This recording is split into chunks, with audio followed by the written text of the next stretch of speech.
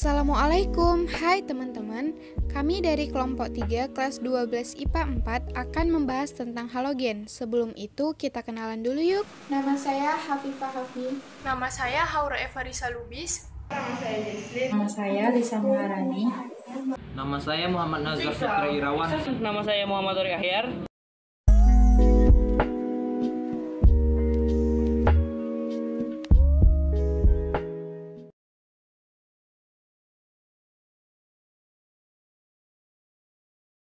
Halogen adalah kelompok unsur kimia yang berada pada golongan 7A di tabel periodik yang terdiri dari 1 fluorin atau F yang memiliki nomor atom 9, 2. Klorin atau Cl yang memiliki nomor atom 17. Yang ketiga, bromin atau Br dengan nomor atom 35. Iodin atau I yang memiliki nomor atom 53. Yang kelima adalah astatin atau AT dengan nomor atom 85.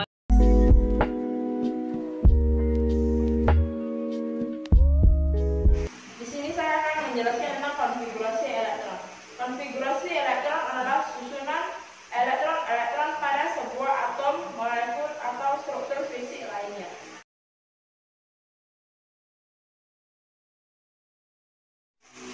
Ini adalah contoh dari konfigurasi elektron. 9F itu kita hitung dari 9 itu hitung dari pangkatnya 1s2, 2s2, 2p5. 17Cl juga sama, hitung dari pangkatnya 1s2, 2s2, 2p6, 3s2, 3p5. 35Br 1s2, 2s2, 2p6, 3s2, 3p6, 4s2, 3d10, 4p5. 53I 1s2, 2s2, 2p6, 3s2, 3p6, 4s2, 3d10, 4p6, 5s2, 5d10, dan 5p5. 83AB 1s2, 2s2, 2p6, 3s2, 3p6, 4s2, 3d10, 4p6, 5s2, 5d10, 5p6, 6s2, 4f14, 5d10, 6p3.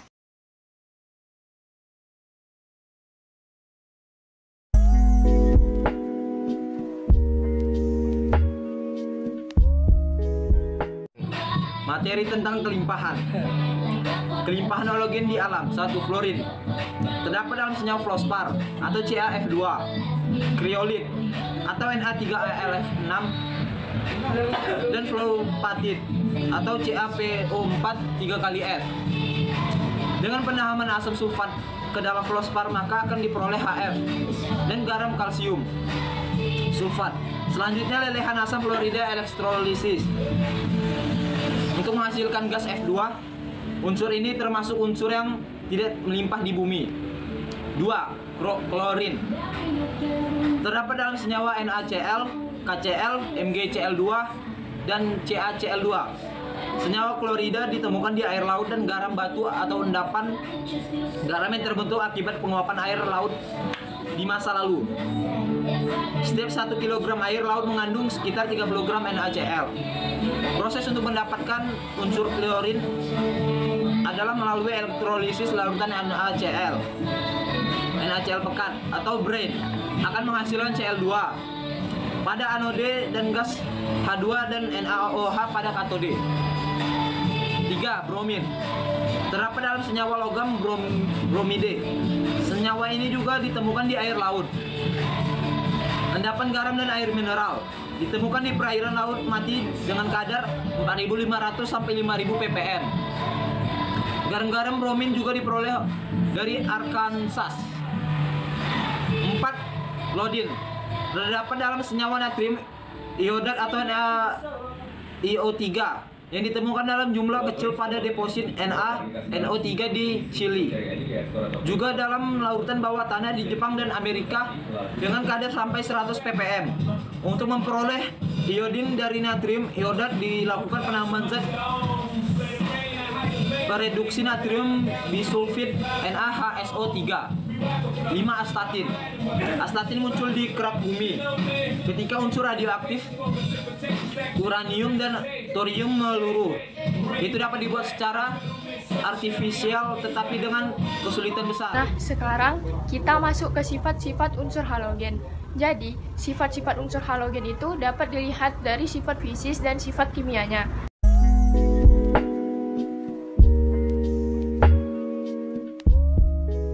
Di sini, saya akan membahas sifat fisis unsur halogen.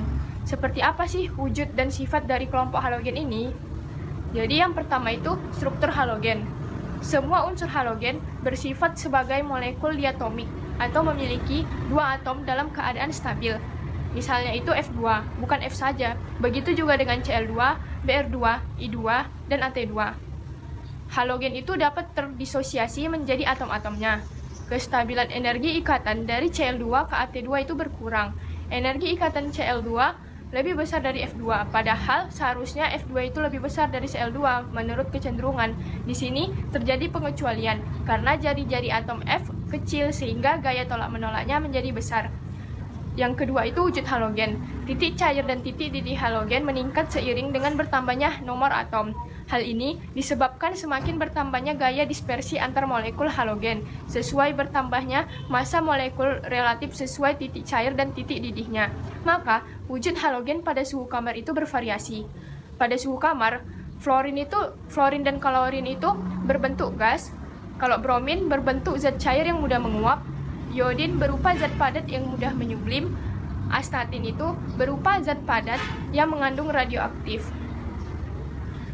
Yang ketiga itu warna dan aroma halogen. Untuk warnanya, kalau fluor itu gas berwarna kuning pucat. Untuk klorin itu gas berwarna kuning kehijauan, ingat aja klorofil. Kalau untuk bromin itu cairan berwarna coklat kemerahan atau bisa disebut dengan merah tua. Kalau iodin itu padatan berwarna abu-abu yang menyublim menjadi uap berwarna ungu. Dan yang terakhir astatin itu padatan berwarna hitam dan mengandung daya radioaktif. Kalau untuk aromanya itu, semua unsur halogen memiliki bau yang menyengat dan menusuk. Dan perlu diingat juga, unsur-unsur halogen merupakan zat yang sangat beracun. Dan yang terakhir, keempat membahas tentang kelarutan halogen.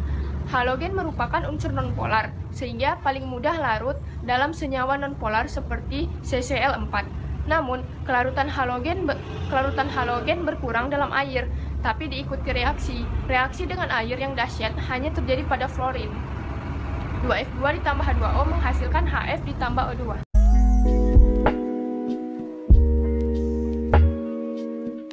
Lanjut ke sifat kimia. Yang pertama adalah kereaktifan. Dari atas ke bawah dalam satu golongan kereaktifan cenderung menurun pada non-logam.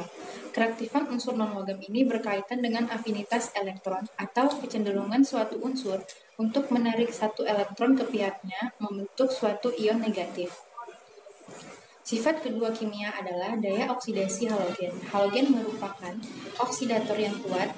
Daya oksidasinya menurun dari atas ke bawah. Berikut adalah potensial reduksi halogen. Yang ketiga adalah reaksi pendesakan antar halogen. Jadi sesuai dengan daya oksidasinya, halogen bagian atas dapat mengoksidasi halida di bawahnya, tetapi tidak sebaliknya. Contohnya, Cl2 ditambah 2NaBr menghasilkan reaksi 2NaCl ditambah Br2. Sedangkan reaksi sebaliknya, Br2 liquid ditambah 2NaCl aqueous tidak akan terjadi.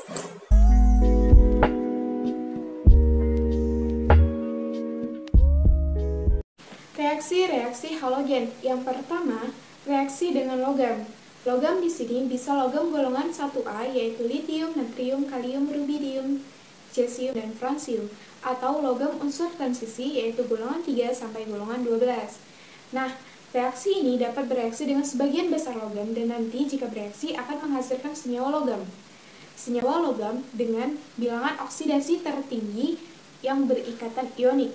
Formulanya L solid ditambah X2 gas akan menghasilkan LXA, di mana A ini tergantung pada bilangan oksidasi tertinggi atau muatan tertinggi si logam. Bisa juga ditentukan oleh golongan berapa si logamnya. Misal nih, kalau logamnya golongan 1A, maka yang terbentuk adalah LX, di mana A-nya sama dengan 1. Nah, kalau logamnya golongan 2A, maka yang terbentuk adalah LX2, di mana A-nya sama dengan 2. Contoh, 2Al solid ditambah 3Br2 gas akan menghasilkan 2AlBr3. Kenapa A-nya sama dengan 3? Karena si Al adalah golongan 3A. Contoh yang kedua, 2Fe solid ditambah 3Cl2 gas akan menghasilkan 2FeCl3. Yang kedua, reaksi dengan hidrogen. Reaksi ini akan membentuk hidrogen halida atau HX, di mana formulanya H2 gas ditambah X2 gas akan menghasilkan 2HX, di mana X ini adalah halogen. Hidrogen ditambah gas halogen akan menghasilkan asam. Contoh, H2 gas ditambah Br2 gas akan menghasilkan 2HBr. Ketiga, reaksi dengan air atau H2O. Untuk klorin, bromin, iodin, jika direaksikan dengan air akan mengalami autoredoks atau reaksi disproporsionasi. Formulanya X2 gas ditambah H2O liquid akan menghasilkan HX ditambah HXO, di mana X ini adalah klorin, Br, atau iodin. Contohnya, Cl2 ditambah H2O akan menghasilkan HCl ditambah HClO. Sedangkan khusus untuk fluorin tidak mengalami disproporsionasi karena fluorin bereaksi hebat dengan air dan menghasilkan asam fluorida atau HF dan membebaskan oksigen. Reaksinya F2 ditambah H2O akan menghasilkan reaksi kesetimbangan 2HF ditambah setengah O. Yang keempat, reaksi dengan basah. Contoh basahnya adalah NaOH. Pada suhu kamar, reaksinya Cl2 ditambah 2NaOH aqueous akan menghasilkan NaCl ditambah NaClO ditambah H2O. Dan jika dipanaskan, maka terbentuk reaksi 3Cl2 gas ditambah 6NaOH aqueous akan menghasilkan 5NaCl aqueous ditambah NaClO2 aqueous ditambah 3H2O liquid. 5. Reaksi dengan hidrokarbon. Reaksi ini merupakan reaksi substitusi, di mana formulanya, ingat bahwa fluorin di sini bereaksi dengan sangat kuat dan iodin tidak bereaksi, sesuai dengan kecenderungan kereaktifannya. Yang keenam adalah reaksi antar halogen. Reaksi ini akan membentuk senyawa halogen, di mana formulanya X2 gas ditambah Ny2 gas akan menghasilkan 2XYN, di mana Y-nya adalah halogen yang lebih ke elektronegatifan, artinya halogen yang lebih di atasnya, dan N adalah bilangan ganjil 1-7, 1, 3, 5, dan 7. Contoh, I2 ditambah 7F2 akan menghasilkan 2IF7, di mana XY7 hanya dimiliki oleh IF7 saja, dan untuk Br maksimalnya membentuk BrF5, dan untuk Cl maksimalnya membentuk ClF3.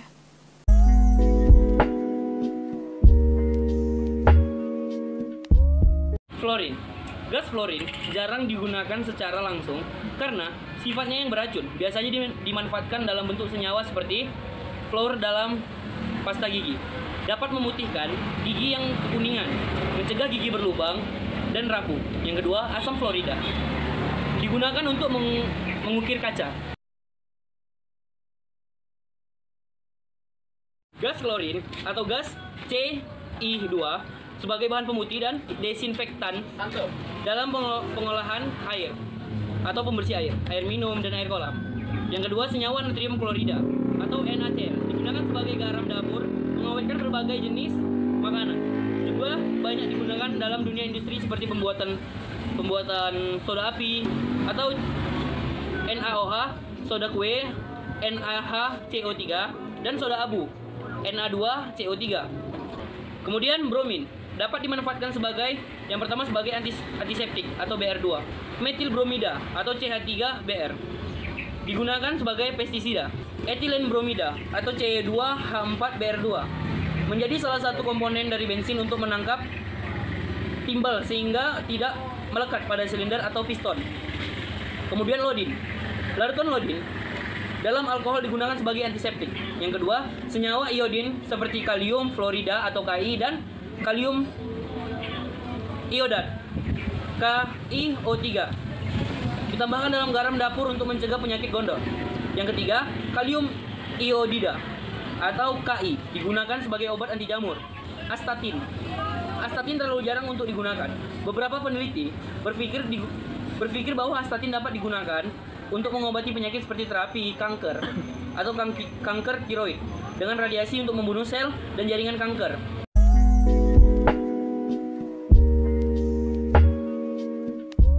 Ya, yuk belajar. Selamat siang.